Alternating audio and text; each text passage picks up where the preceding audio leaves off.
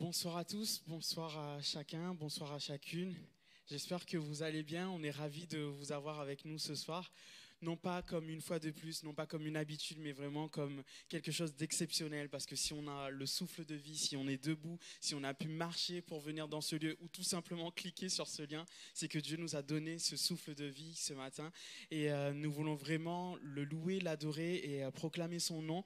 Vous allez l'entendre, ce nom de Jésus, et nous allons tout simplement prier ensemble pour que Dieu puisse bénir ces moments, bénir tous ceux qui sont là, mais aussi ceux qui regardent cette vidéo. Père, nous te remercions pour cette journée, nous te remercions pour tout ce que tu fais dans nos vies. Nous voulons encore, Seigneur, aller plus loin avec toi. Nous voulons te rencontrer si ce n'est pas le cas. Seigneur, que tu puisses toucher le cœur de chacun d'entre nous, car nous avons aussi besoin de toi tous les jours, Seigneur Jésus. Nous savons que tu es celui encore qui est présent à nos côtés, qui a promis de ne jamais nous abandonner. Et c'est sur cette promesse que nous voulons nous appuyer. Seigneur, que tu puisses bénir encore la personne qui regarde pour la première fois cette vidéo, que tu puisses bénir la personne qui l'a pour la première fois dans ce lieu, que tu puisses toucher, Seigneur, parce que c'est ton esprit qui convainc les cœurs, Seigneur. Et nous voulons encore, Seigneur, laisser la place encore, Seigneur, à ton esprit dans nos vies, afin qu'il puisse nous toucher encore ce soir. Bénis ces chants qui veulent t'honorer, qui veulent te mettre tous les jours en avant, Seigneur. Bénis chacun d'entre nous. Au nom de Jésus, nous avons prié. Amen. Amen. Nous allons chanter ce chant qui nous dit « Dites le fort ». Encore plus fort annoncer ce que Dieu a fait, parce que c'est ce que nous voulons le faire encore ce soir et nous voulons le faire avec vous au travers de ce chant.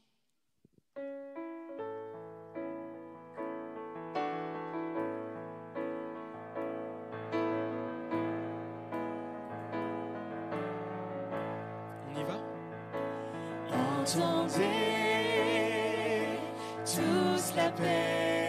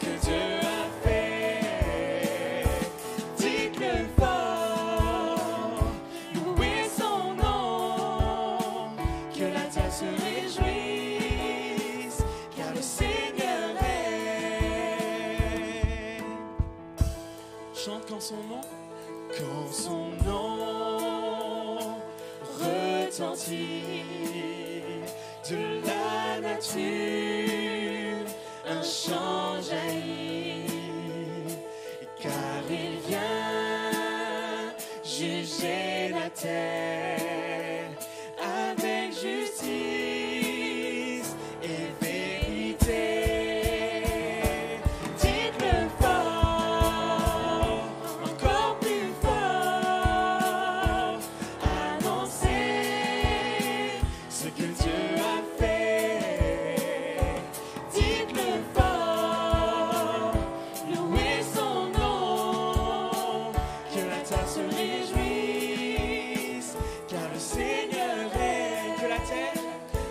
Se réjouisse, car le Seigneur est, encore une fois, que la terre se réjouisse, car le Seigneur est.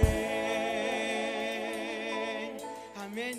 il règne à jamais. Et ce qu'on veut encore le dire ce soir, c'est « Oh, viens et vois combien Dieu est grand ». Parce que nous voulons le dire, mais pas simplement que vous puissiez tout simplement l'écouter ou entendre, mais que vous puissiez vous aussi le vivre. Alors venez et voyez.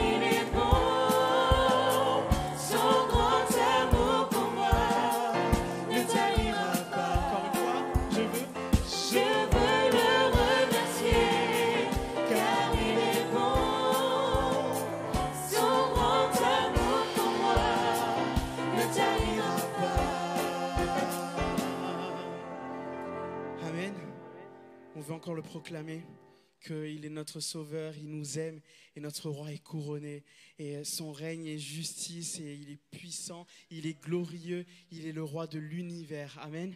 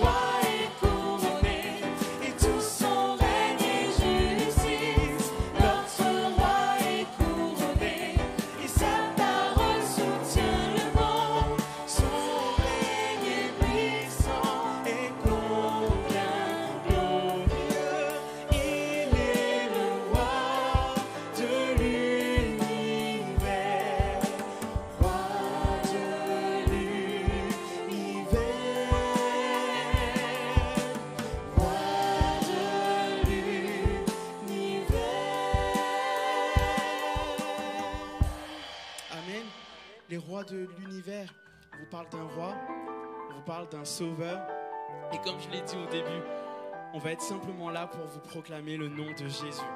Et on veut le dire encore au travers de ce chant, son nom est Jésus. Il vient te consoler, guérit les cœurs brisés, soulage les opprimés. Il est capable de délivrer. Un seul nom, son nom est Jésus.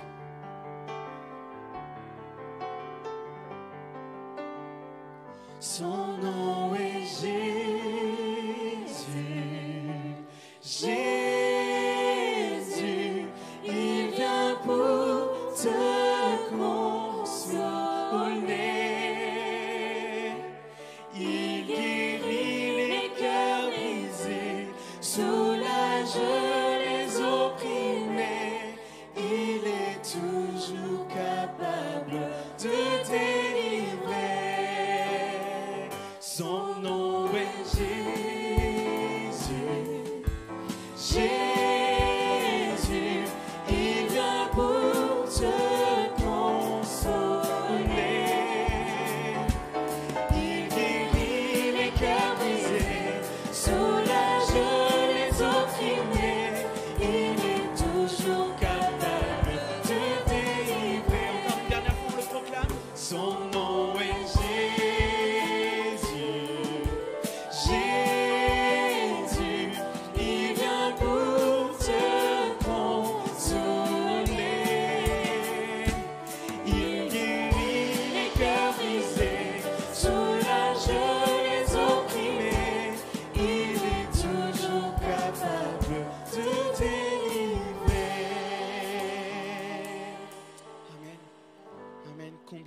Dieu est grand parce qu'il fait tout ça. Et c'est ce que nous voulons encore le dire au travers de ce chant. Chantons-le, proclamons-le, combien Dieu est grand. Et tous verront combien Dieu est grand.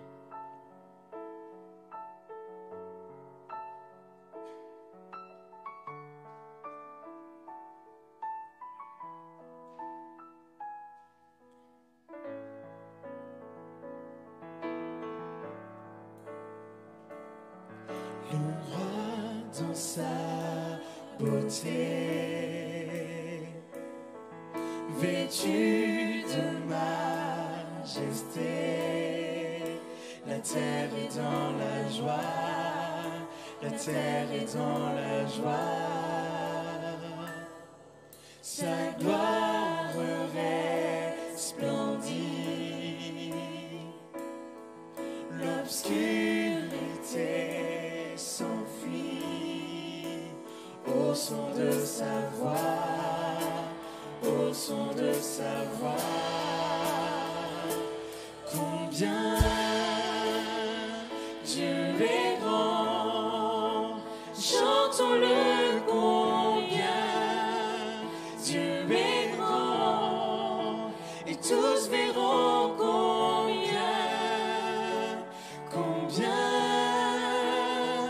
Dieu est grand.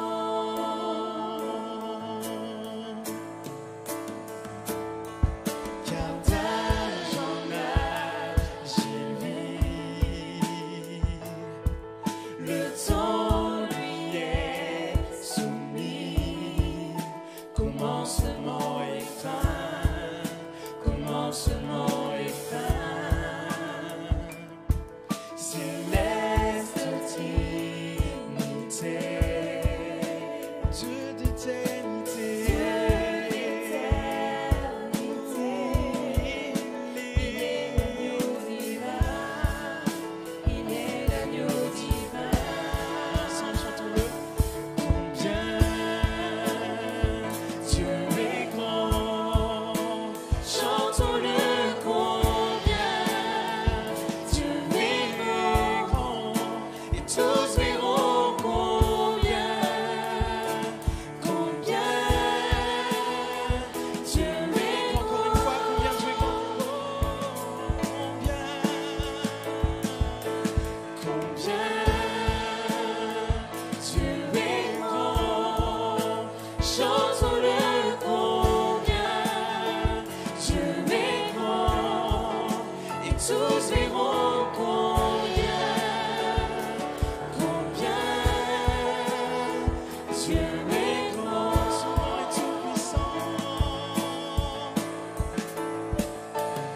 Son nom est tout puissant,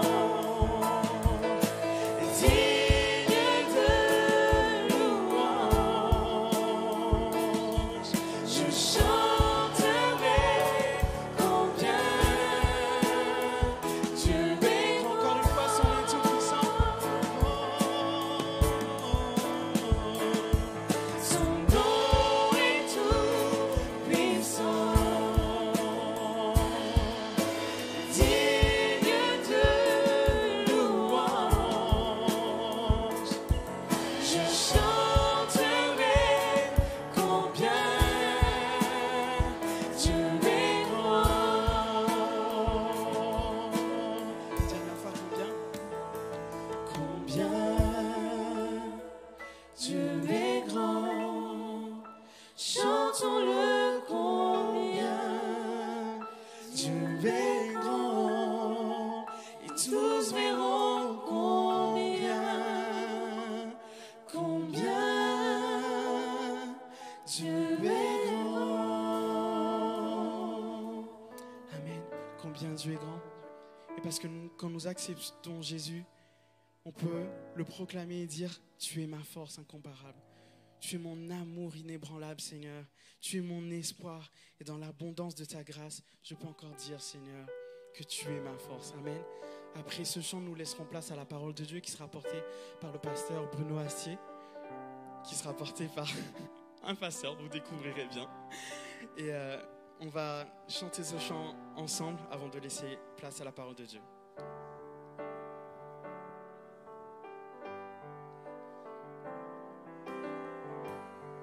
Tu es ma force, incomparable,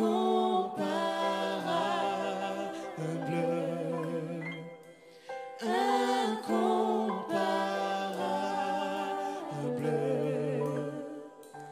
Tu viens à moi. Tu es l'espoir, Seigneur. Tu es l'espoir.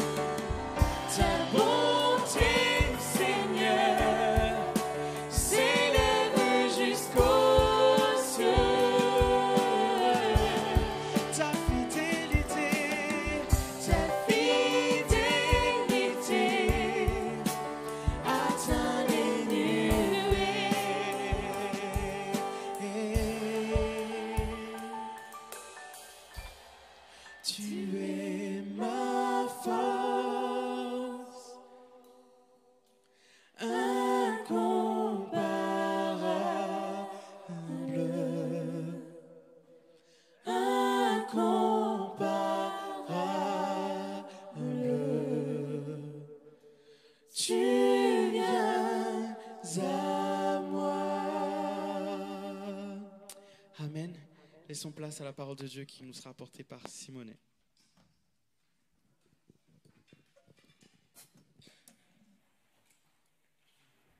Apparemment, oui. Moi aussi, j'aurais bien aimé que ce soit Bruno. Mais ça va. Gloire à Dieu. Gloire à Dieu. Alléluia. Nous sommes dans la joie parce que nous sommes dans la maison de Dieu. Et c'est une grâce aujourd'hui. J'espère que vous allez bien. Pas tout le monde, comme toujours. J'espère que vous allez bien. Donc, c'est bien. On va lire la parole de Dieu. C'est une soirée d'évangélisation où on prêche l'évangile. Donc, je vais bien lire dans l'Apocalypse. Ah ouais. En plus, j'aimerais bien être compliqué, mais vraiment compliqué. Mais je suis malheureusement obligé de rester simple à cause de mon problème avec le français. Le français, c'est compliqué. Apocalypse, chapitre 22, du verset 17. Apocalypse, chapitre 22, du verset 17.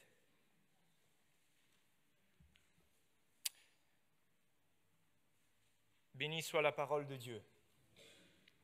Et l'esprit et l'épouse disent, viens. Et que celui qui entende dise, viens.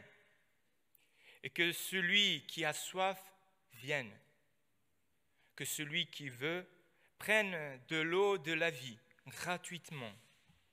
Je le déclare, à quiconque entende les paroles de la prophétie de ce livre, si quelqu'un y ajoute quelque chose, Dieu le frappera de fléaux décrits dans ce livre. Et si quelqu'un retranche quelque chose des paroles du livre de cette prophétie, Dieu retranchera sa part de l'arbre de la vie et de la ville sainte, décrit dans ce livre. Celui qui atteste ces choses dit, écoutez bien, oui, je viens bientôt. Amen. Viens, Seigneur Jésus, que la grâce du Seigneur Jésus soit avec tous. Amen. Vous voyez, quand même, j'essaye d'être compliqué. Au lieu de commencer par le début, je commence par la fin. Et ce n'est pas tout à fait simple. Mais ne vous inquiétez pas, c'est normal avec moi.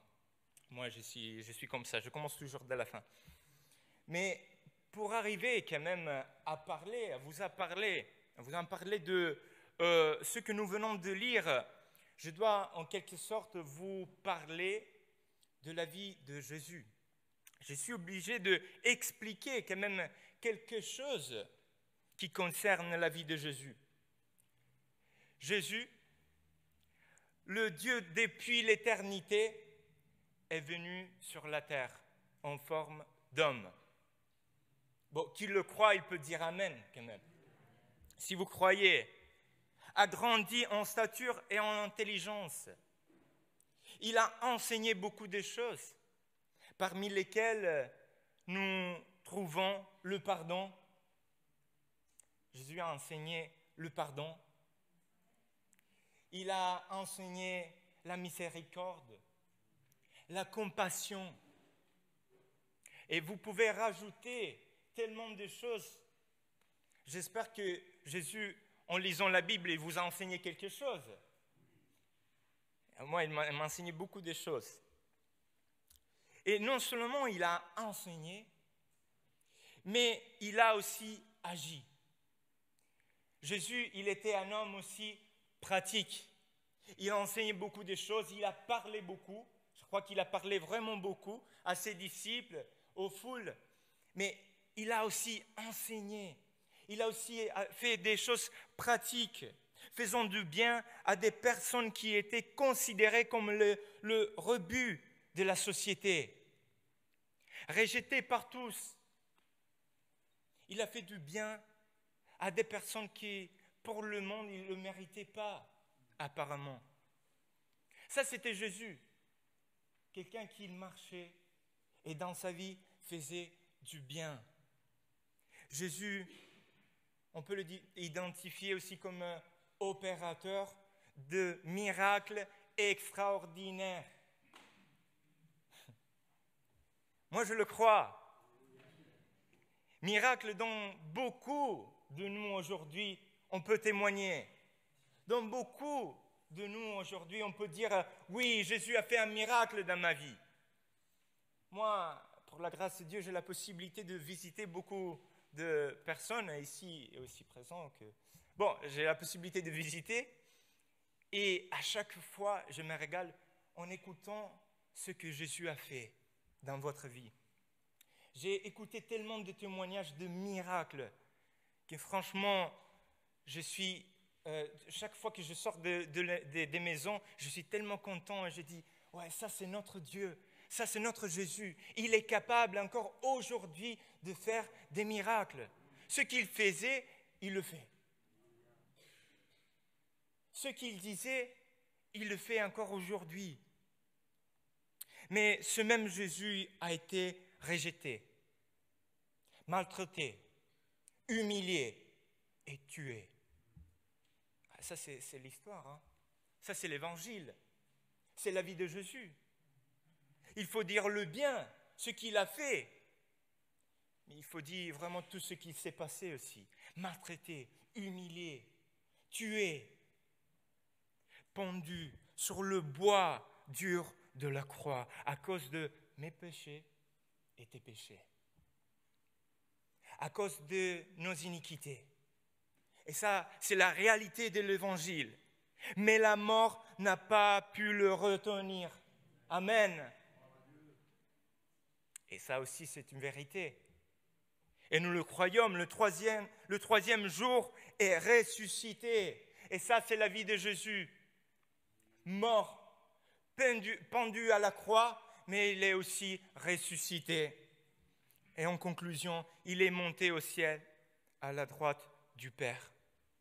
Bon, je crois et j'espère d'avoir fait un bon résumé court de la vie de Jésus. J'espère que j'ai réussi en quelque sorte de faire ce résumé. Oh, le français, c'est bien. Mais vous savez, beaucoup de gens connaissent cela. Ils connaissent déjà la vie de Jésus. Si vous parlez des fois, les gens ils te disent oui, je le connais Jésus. Oh, je sais son histoire. Je sais qui est Jésus. Je sais qu'est-ce qu'il a fait. En effet, il est presque difficile de trouver aujourd'hui quelqu'un qui ne connaît pas l'histoire de Jésus. En réalité, c'est tellement répandu l'histoire de Jésus, mais c'est bien. Au moins que, bien sûr, il n'est grandi dans un contexte complètement étranger par rapport à nous, au contexte occidental. Mais vous savez, il y a une chose en particulier. Il y a une chose en réalité qui échappe à beaucoup. Il y a une chose qui échappe à beaucoup et qui arrive souvent aussi malheureusement aux croyants. Un détail qui est trop important pour être négligé. Vous voulez le savoir, c'est vrai? Vous voulez savoir le détail? Eh bien, les détails en question, si on peut l'appeler détail, qui en réalité n'est pas un détail, est précisément le retour de Jésus. J'ai décrit la vie de Jésus en quelque sorte. J'ai parlé de la vie de Jésus, très brièvement, et j'ai dit qu'il est venu, il a grandi, il a fait des choses, il a fait des miracles, il a enseigné, il est mort, il est ressuscité, il est monté, mais il revient. Et ça, c'est un détail qu'il ne faut pas oublier. Et vous savez, ça, c'est un détail, entre guillemets, un détail, que les jeunes ils ne savent pas ça.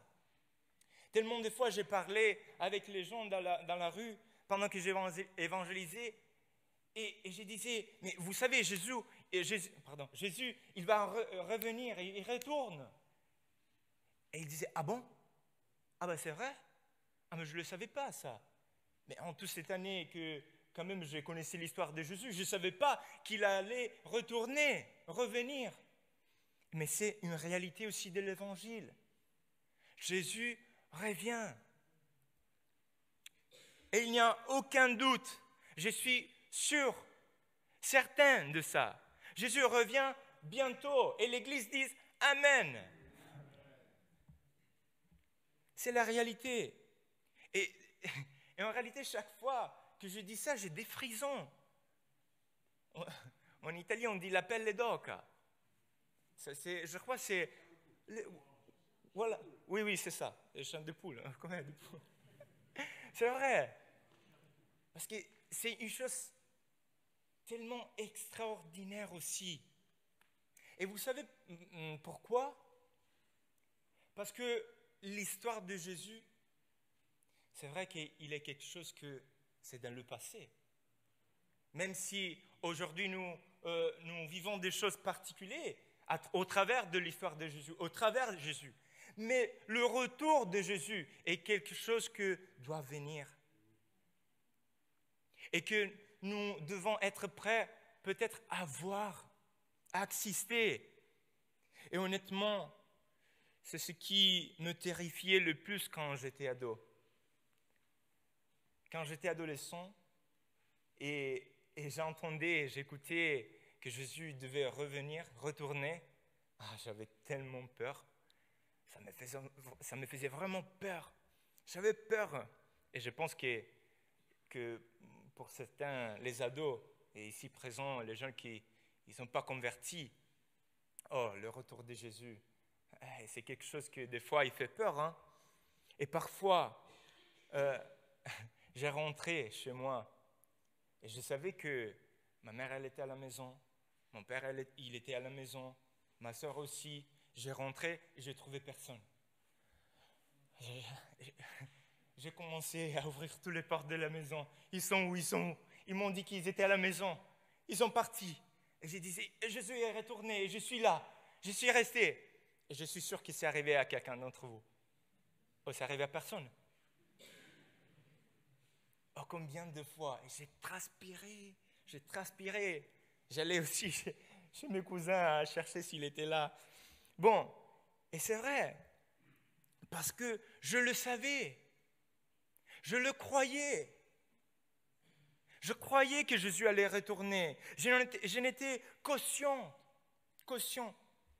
Et je savais que si Jésus revenait pour prendre ceux qui ont cru en lui, il ne m'attendait que l'enfer. Est-ce que vous avez compris? Si Jésus revenait pendant que moi je le rejetais, je savais qu'il m'attendait l'enfer. C'est une réalité aussi de l'Évangile. Je m'adresse quand même à vous. Et pourquoi je dis qu'il m'attendait l'enfer? Parce que j'avais refusé tout ce que tout le monde sait. C'est-à-dire l'histoire de Jésus, le témoignage de Jésus. Le résumé bref en thèse que je vous ai fait. Parce que si on rejette, si on refuse ça, ce qui nous attend, c'est une condamnation. Il faut être honnête. Et je m'adresse à toi en te posant cette question. Si Jésus revient en ces moments, toi, que feras-tu? Que feras-tu? Si Jésus revient maintenant, boum, que feras-tu? Enfer ou paradis? Enfer ou paradis? Excusez-moi, mais dans la parole, je ne trouve pas de demi-mesure. Et je ne peux pas dorer la pilule. Ça se dit, c'est vrai? Vous voyez? Je ne peux pas. Je ne peux pas le faire. Parce que sinon, moi aussi, je devais rendre compte devant mon Dieu. Donc, si je te pose la question, si Jésus revient maintenant, que feras-tu? Enfer ou paradis? Où iras-tu? Enfer ou paradis? Et c'est une réalité. Et je ne trouve pas de demi-mesure. Je suis désolé. Et vous le savez. Et je voudrais citer un passage magnifique qu'on le connaît par cœur. Car Dieu, vous voyez, je commence et car Dieu a tant aimé le monde qu'il a donné son Fils unique, afin que quiconque croit en lui ne périsse pas, mais ait la vie éternelle. Je l'ai appris par cœur en français, c'est pas mal ça. Hein?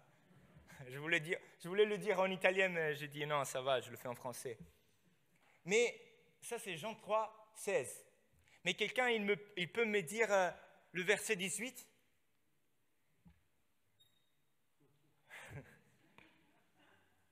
Ah ouais. Celui qui croit en lui n'est point jugé. Mais celui qui ne croit pas est déjà jugé. Parce qu'il n'a pas cru au nom du Fils unique de Dieu. Pas de demi-mesure. C'est la réalité. Si tu crois, tu n'es pas jugé. Si tu ne crois pas, tu es déjà jugé. C'est dur, je le sais. Mais je ne peux pas refuser de dire ce qu'il dit la parole. C'est une réalité. Je voudrais vous raconter une histoire qui m'a frappé, vraiment, m'a tellement impacté. Et c'est l'histoire d'un homme. Il y avait un homme marié. Écoutez bien, je sais que c'est difficile. Mais il y avait un homme marié avec 2 enfants. Et un jour, sa femme l'invita à l'église. Lui, il n'était pas converti. Il ne croyait pas. Sa femme, oui. Et il l'invita à l'église. Le mari a accepté ce soir-là d'aller à l'église. Ce soir-là, le prédicateur prêcha sur le retour de Jésus, sur l'enfer et le paradis, comme par hasard. Et finalement, il a eu une invitation à recevoir Jésus comme son sauveur. Il a été averti que Jésus allait revenir. Et il dit, prépare-toi. Le prédicateur il disait, prépare-toi. Et l'homme répondit, non, pas ce soir. Combien de fois ça arrivait, hein, aussi à nous, avant de la conversion. On entendait la parole, le prédicateur qui disait, prépare-toi parce que Jésus revient bientôt. Et nous on disait, non, pas maintenant. Peut-être qu'il reviendra demain, peut-être, on ne sait pas. Et cet homme-là, il a dit, non, pas ce soir. Mais à l'intérieur, il tremblait quand même. Il sentait qu'il devrait accepter l'appel. Parce que le Saint-Esprit avait parlé à son cœur. Mais l'homme dit, peut-être une autre fois, pas ce soir. Et il retourna à la maison. Et à un moment donné, écoutez bien, il se réveille en enfer. Parce que peu après être rentré chez lui, il est mort. C'est une réalité de la vie aussi. Et il s'est retrouvé dans les flammes de l'enfer, comme dans l'histoire, si vous la connaissez, de Lazare et l'homme riche. Ça se trouve en Luc, chapitre 16, verset 19. Et l'homme a dit, ce n'est pas possible. Je n'arrive pas à y croire. Je viens de rentrer à la maison. Je jouais avec mes enfants. J'ai parlé avec ma femme. Je buvais mon café. J'étais là. J'ai regardé ma télévision. Et il a commencé à penser que c'était un cauchemar. Il a pensé que c'était un cauchemar et il a dit, je dois me réveiller. Il n'y a pas d'autre solution, je me dois réveiller de ce cauchemar. Je sens les flammes. Je vois que je suis à l'enfer, je dois me réveiller. Et cet homme vit alors comme une sorte de replay. Déjà vous connaissez replay, vous savez ce que ça veut dire? Vous parlez anglais ou pas? Non, moi non plus. Mais replay quand même, c'est quelque chose que ça doit venir. C'est un déjà-vu. Et il revit un déjà-vu. Déjà-vu, pardon. Et dans sa tête, pendant que son corps est en enfer, son esprit est catapulté à la scène vécue cette nuit-là, cette soir-là. Au moment où il était en enfer, sa tête, ses pensées, son esprit, elle était catapultée dans la scène qu'il avait vécue déjà.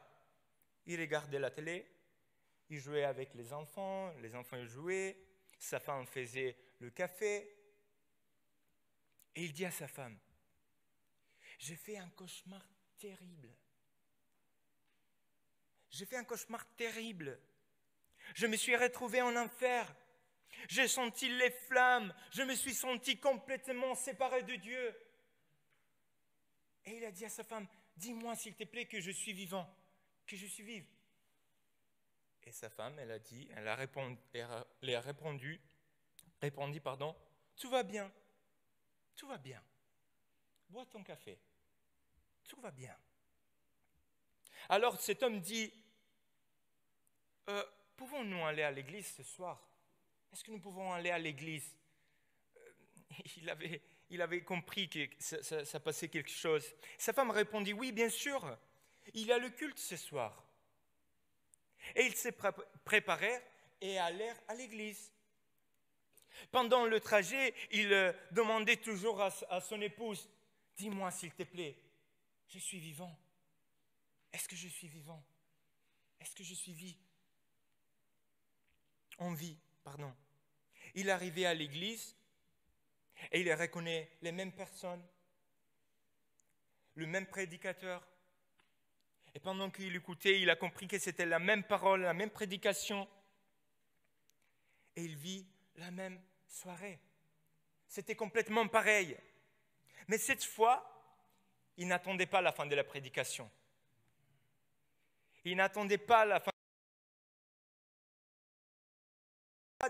et se jetait à genoux devant l'estrade, levait les mains et criait, Jésus, sauve-moi!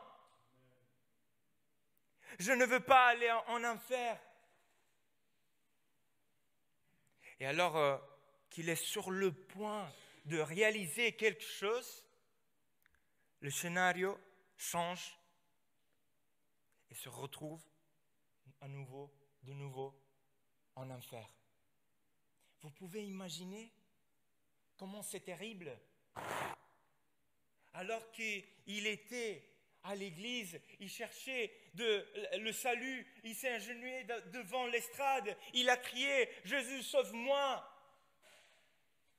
Ça change le scénario et il se retrouve à l'enfer. C'est quelque chose quand même de terrible. Et alors, il dit « Je suis devenu fou. C'est pas possible !»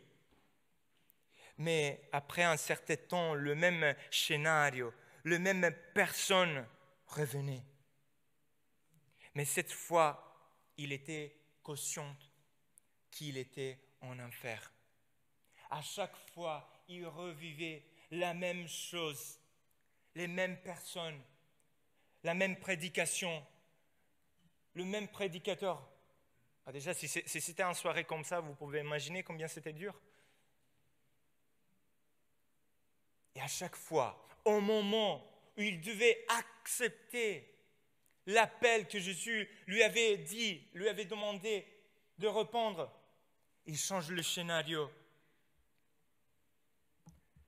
Et le plus grand tourment était de retourner dans la même église, de voir les mêmes personnes, de savoir qu'il ne pouvait plus réaliser le salut. C'était trop tard. C'était trop tard. Il était mort.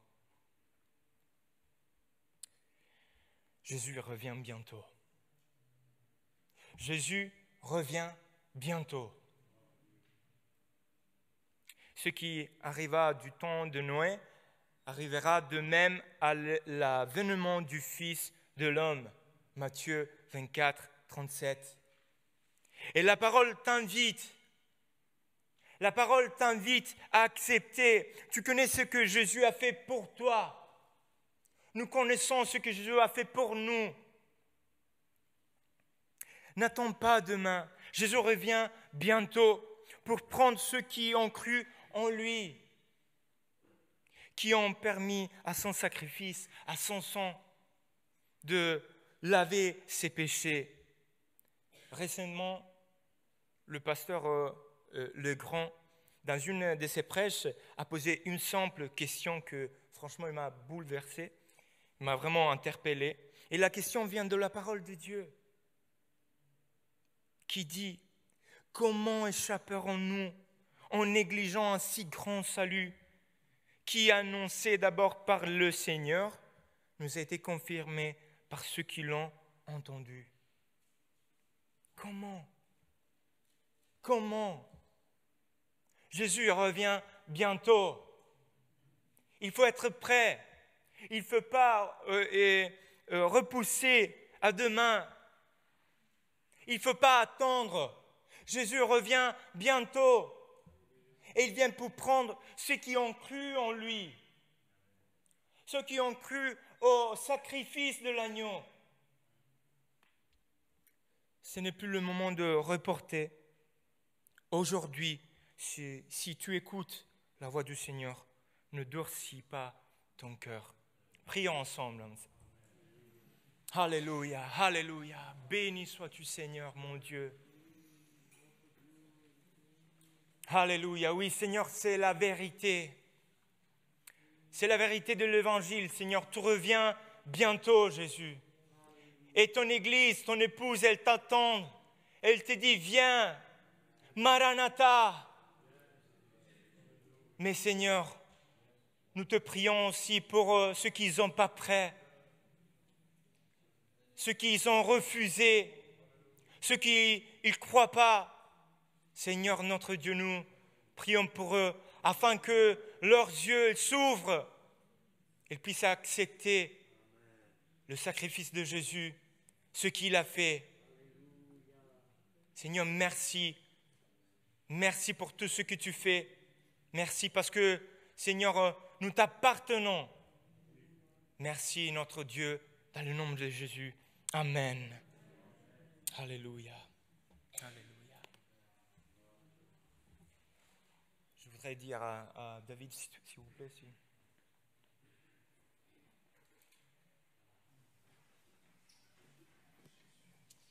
Gloire à Dieu, merci Seigneur pour ce que tu fais dans nos vies. Merci pour cette parole qui nous appelle encore à saisir cet instant, Seigneur. Nous voulons réaliser que tu es celui qui fait toutes choses à merveille et que tu veux nous abriter encore sous tes ailes, Seigneur. Et que ce soit encore, Seigneur, une décision pour une personne encore qui regarde cette vidéo ou une personne dans cette salle, Seigneur. Abrite-nous, Seigneur, par ta main puissante. Couvre-nous, Seigneur Jésus. Amen, Seigneur.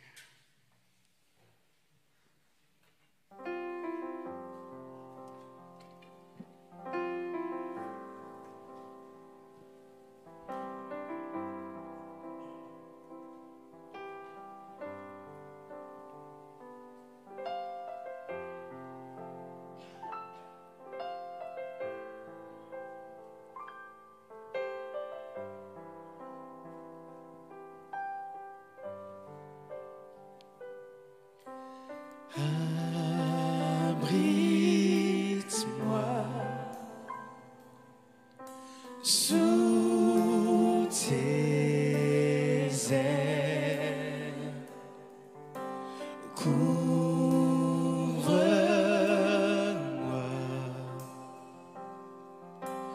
par ta main puissante, même si les océans se déchaînent, je les traverserai avec toi.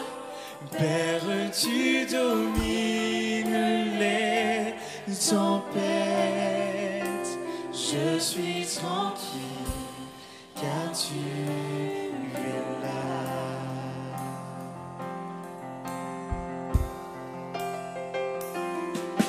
Jésus seul, je me confie. Il me donne force, calme et puissance, même si les océans se déchaînent, je les traverserai avec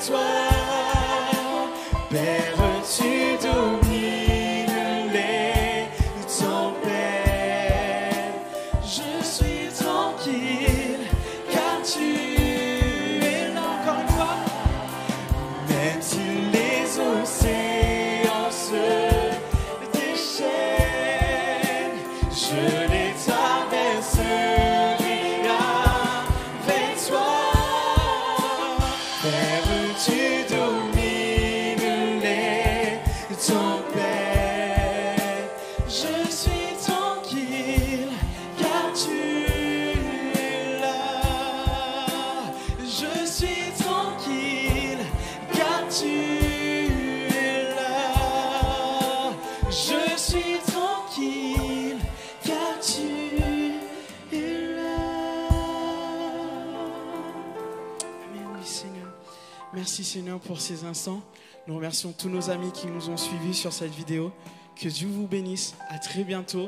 Toutes les dates sont indiquées sur la bande-annonce qui arrive juste après. À très bientôt.